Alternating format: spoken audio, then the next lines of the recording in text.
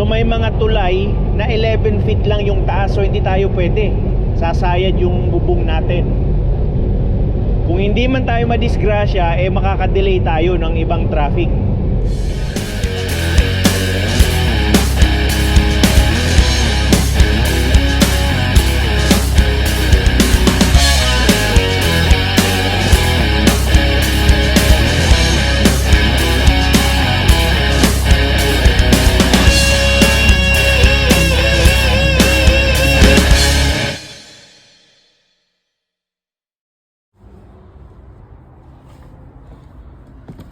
On the way na naman sa truck.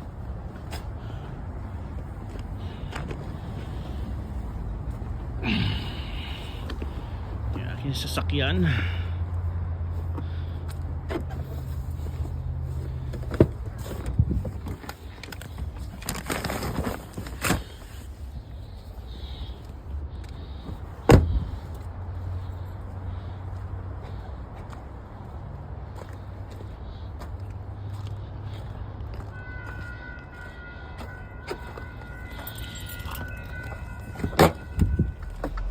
What's up guys?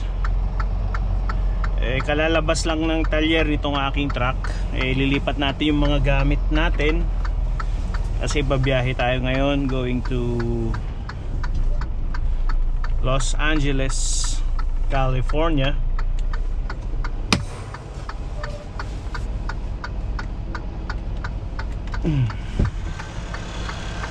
So eto tayo, maglilipat tayo ng gamit.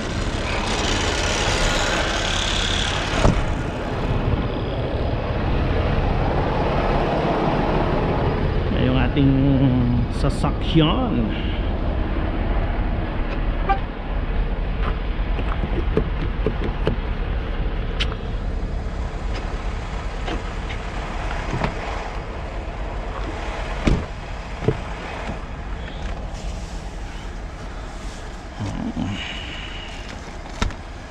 Ay nako, ito ang mahirap maging pogi.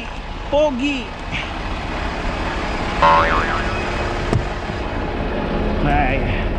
Hup. Hup. Ah.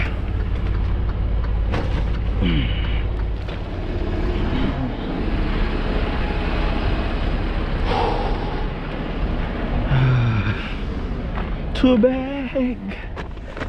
Too big.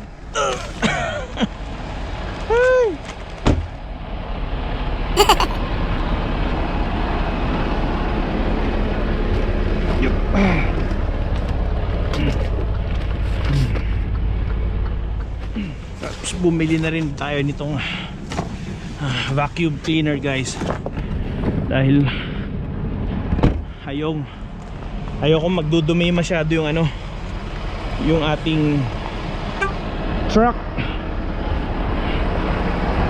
So yun,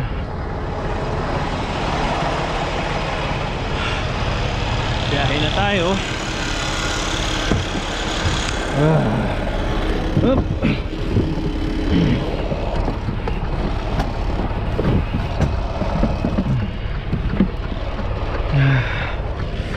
Woo.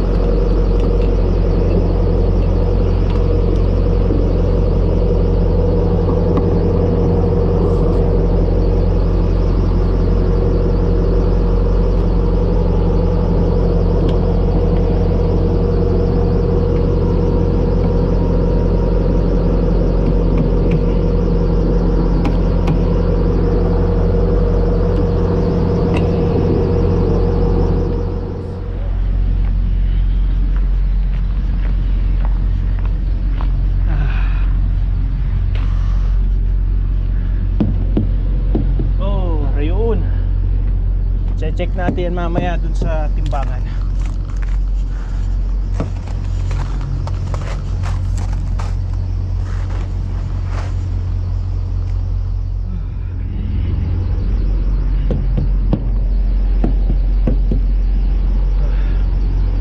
Okay naman. 3, 4, 5.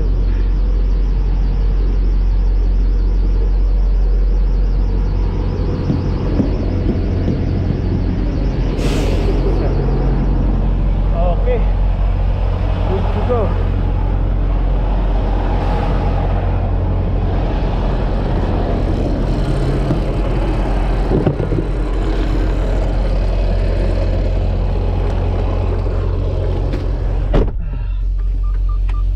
Foggy night, mga kaibigan.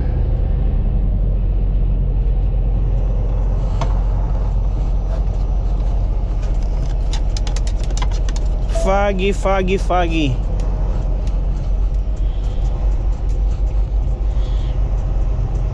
Maya dadaan tayo sa timbangan. Tingnan natin dahil yung ating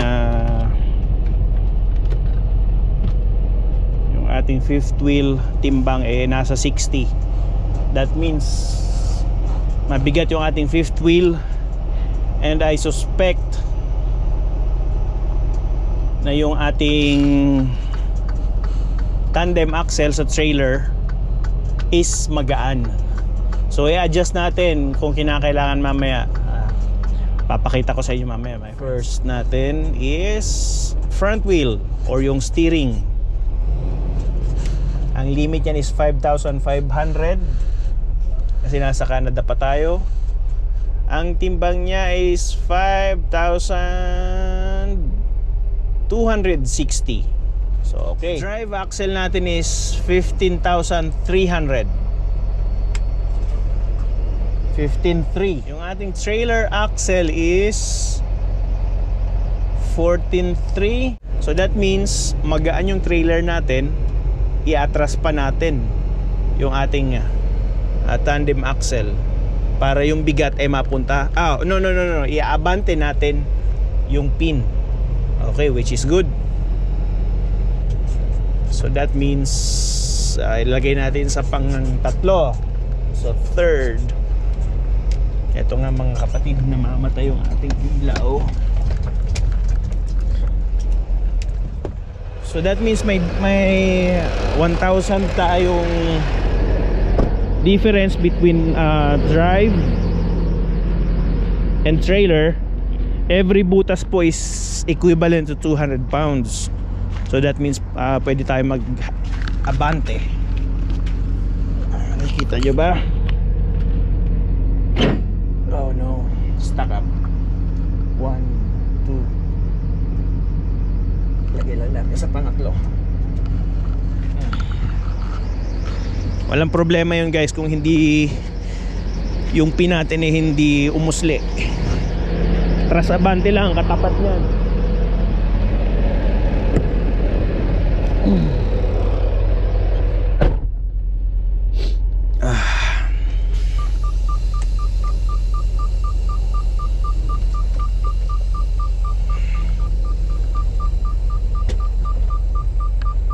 Okay, silipin natin ulit kung umaban. Oh, nag-adjust na siya.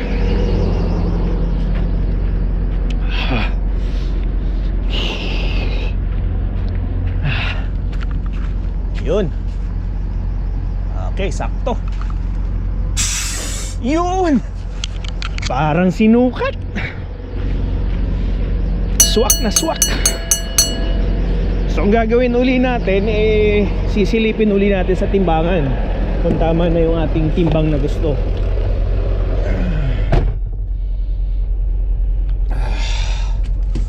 So look alive. 5.3 same.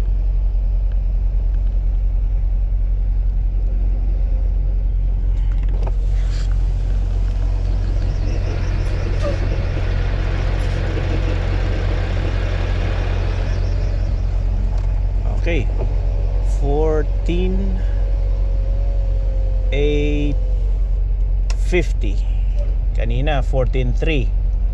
14,850 na ngayon. So nadagdagan na siya ng 500 pounds. And then titingnan natin tong trailer natin. How much is the much? 14,790. So match na siya, guys. So success yung ating timbang. So let's go, diretso na tayo. Magko-cross tayo ng border mamaya, and then doon na tayo matutulog sa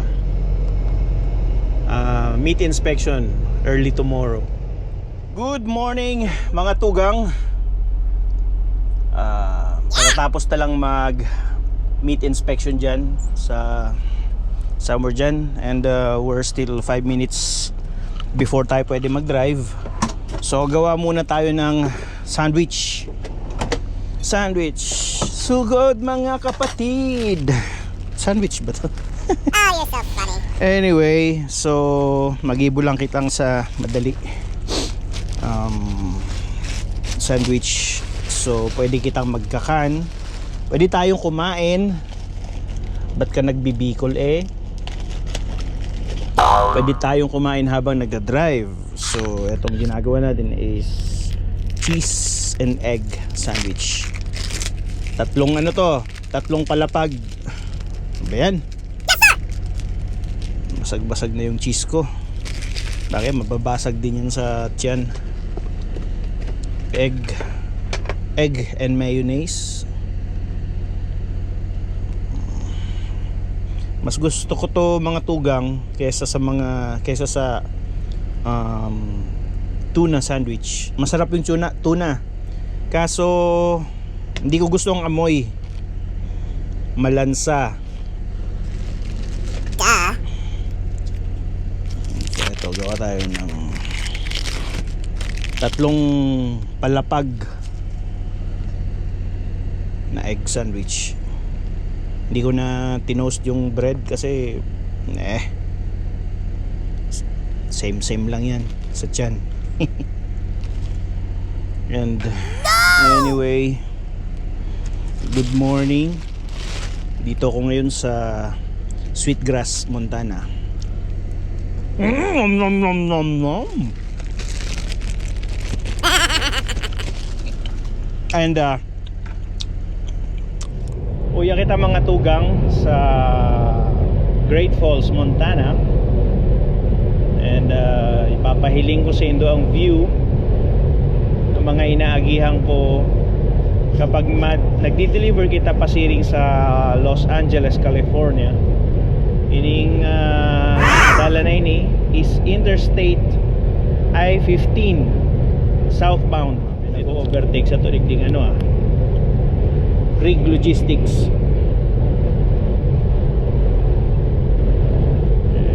Ako may mga kaskaso na maray. Currently ang temperatura ta sa luwas is 9 degrees Celsius. Cruise control speed is 113 kilometro per hora. Eto, yung mga bundok na nahihilingin do, makikita dyan somewhere. And papahiling ko sa inyo ang mga zigzag.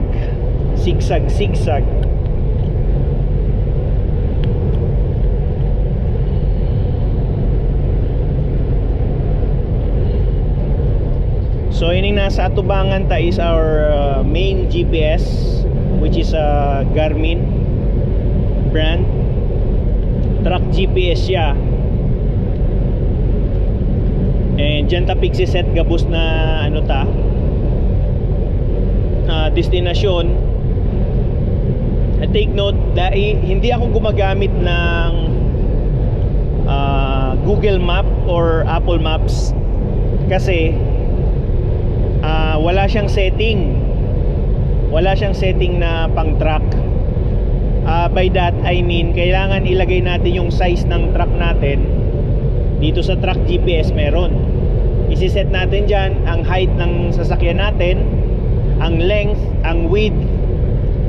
Kasi yung Apple Maps or Google Maps, ang ituturo sa ating daan yan is yung mga pangkotse, which is may mga dadaanan siyang hindi pwedeng dumaan yung truck kasi may weight restriction, size restriction, at lalong lalo na yung mga under the bridge, mga ilalim ng tulay, may mga height restriction yan.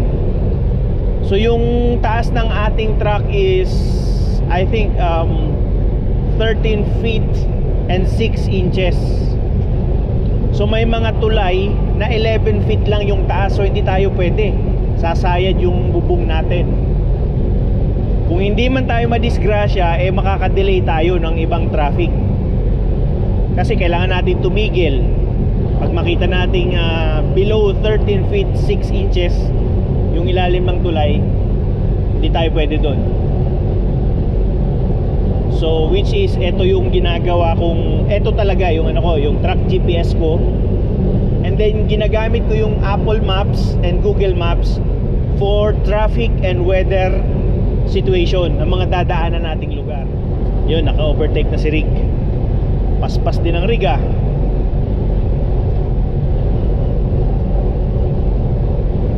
113 tayo, so that means siguro tumatakbo yan ng 115, 115 to 120. Tayo naman pwede tayong tumakbo ng 116. Yung maximum nito is kapag tumapak tayo sa throttle, sa silinyador. At dito naman sa US and even sa Canada, pero mas okay dito sa US kasi puro interstate dito yung dinadaanan ng mga truck. So naka-cruise control lang. So pwede nating itaas yung paa natin. Eto, pero nagtataas lang ako ng paa kapag medyo nasa pang-4, pang-5 oras na. Actually hindi, nilalagay ko lang dyan sa aking footrest. May footrest itong truck. Dyan talaga nilalagay ng mga driver yung mga paa nila. Kasi nga long haul yung ating situation dito. So always agaran yan. Dito sa US 11 hours 11 hours yung driving dito. Pero every hindi ka pwedeng lumampas ng 8 oras nang walang 30 minutes break. Sa Canada 13 oras, walang mandatory 30 minutes break. And dito rin pala sa US is and even Canada, kailangan in every 3 hours magkaroon ka ng mid-trip or safety inspections every 3 hours. So dito sa company namin, strictly implemented yon. Chine-check nila yung aming logbooks. So dapat every 3 hours driving, meron kang at least 5 minimum 5 minutes na safety inspections, which is walk around ka sa truck, make sure na everything is good, nasa wala ka nakikitang tulo-tulo or any signs of leak. Ang ETA ko dun sa delivery ko is bukas ng gabi around midnight. So I always make sure na the night before delivery ko nandun na ako. So inaagahan ko talaga yung larga. Kasi ayoko yung on time lang. Hindi ganun yung trip planning intentions, kumbaga. Gusto ko laging one night ahead ako so I can sleep the whole night and then fresh ako kinaumagahan delivery. And then yung after delivery, pwede ako mag-drive the whole 11 hours kung saan man yung next reload ko going back to Canada.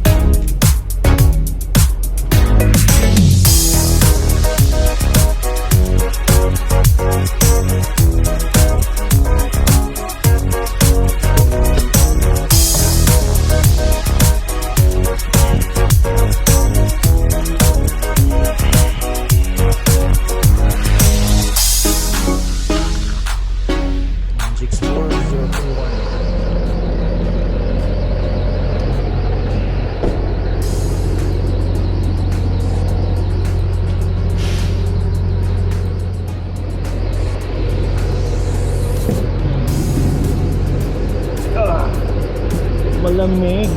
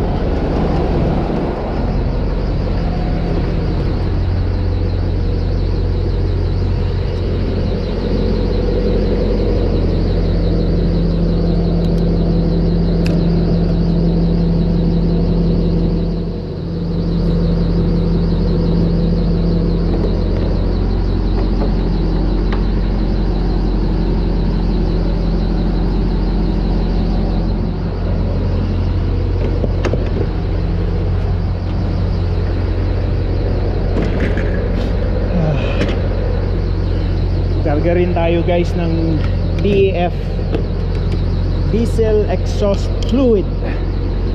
Ang tawag sa atin yan, sa atin is ano yun? Deep Blue. Napanood ko sa isang bus driver. Meron na rin pala sila. Meron na rin pala tayo sa Pilipinas. Dito ang tawag DEF, Diesel Exhaust Fluid. Yan yung naglilinis ng ating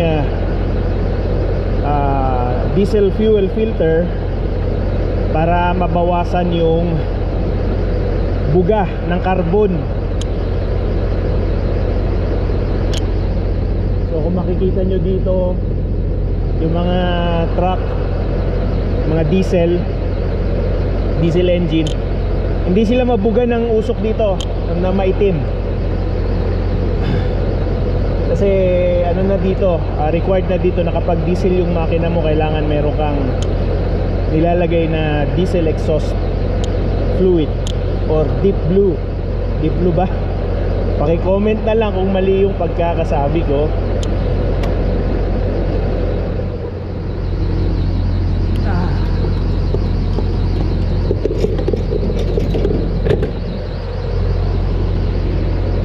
Abante tayo ng konti para makargahan natin yung tangke ng reefer.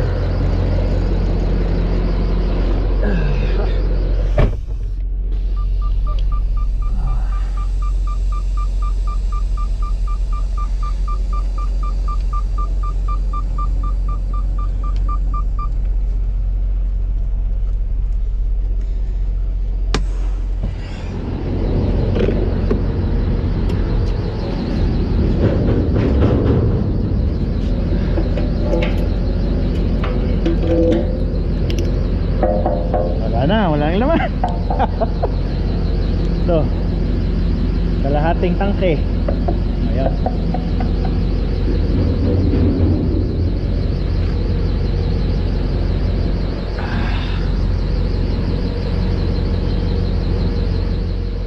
Bale, nag-cash advance lang ako dito, $200 US dollars.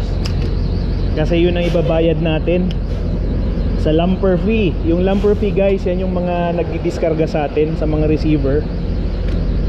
So kailangan natin bayaran yun.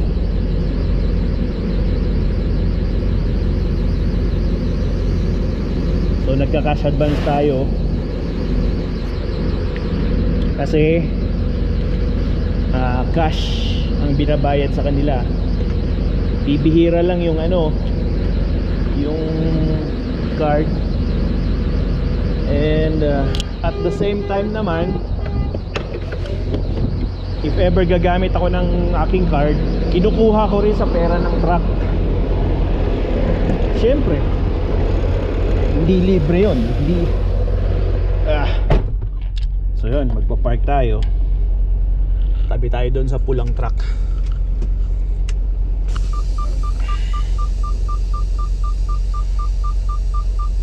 Dahan-dahan lang. Off duty. And then lagay natin brake. Magbe-brake na tayo dito 30 minutes. Para next stop natin doon na sa tutulugan natin sa Mona, Utah.